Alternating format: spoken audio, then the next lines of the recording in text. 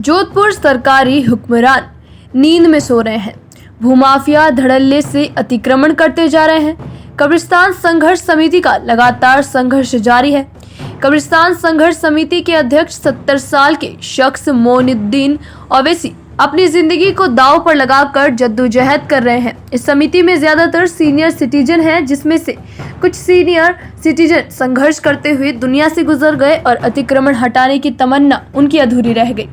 लेकिन कानून के दाव पेच और सरकारी कारीगरी के भूल भुलैया में उनको ऐसा उलझा दिया गया है कि उनके लिए सांप सीढ़ी का खेल हो गया है।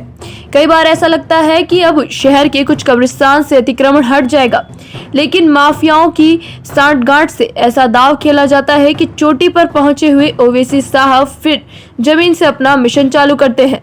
कामयाबी और नाकामयाबी उनके लिए चूहे और बिल्ली का खेल हो गया है। कामयाबी उनसे उतनी ही दूर जाती जा रही है जितना चूहा बिल्ली से, लेकिन उनकी भी जिद है कि जब तक है जान मिशन पूरा करके रहेंगे। यह सही है कि इस मिशन को वह अपने दिल से कर रहे हैं, लेकिन सवाल यह है कि इतनी बुजुर्गी के बाद वह कब तक इस लड़ाई को लड़ते रहेंगे।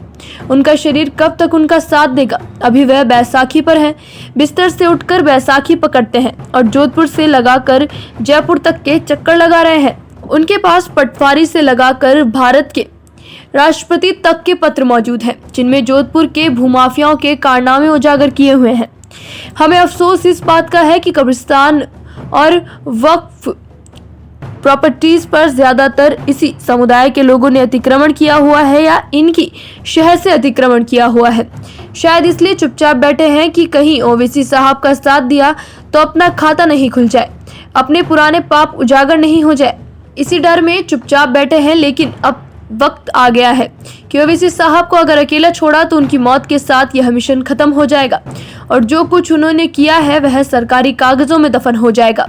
उन्होंने बताया कि इस मामले में कई बार समाचार पत्रों में भी न्यूज प्रकाशित हो चुकी है, लेकिन भ्रष्ट अधिकारियों पर इसका कोई असर नहीं हुआ है।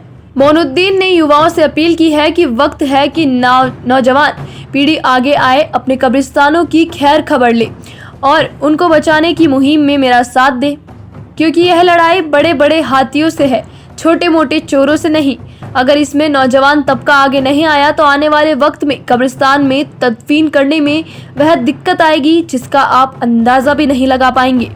और सबसे बड़ी बात तो यह है कि जोधपुर के जितने भी कब्रिस्तान हैं वह वक्फ प्रॉपर्टी होते हुए भी कई नगर निगम के खाते में दर्ज हो गए हैं, और नगर निगम के खाते में दर्ज हुए हैं तो लोग उनके पट्टे लेने के लिए कार्यवाही करेंगे और प्रशासन शहरों के संग शुरू होने वाला है।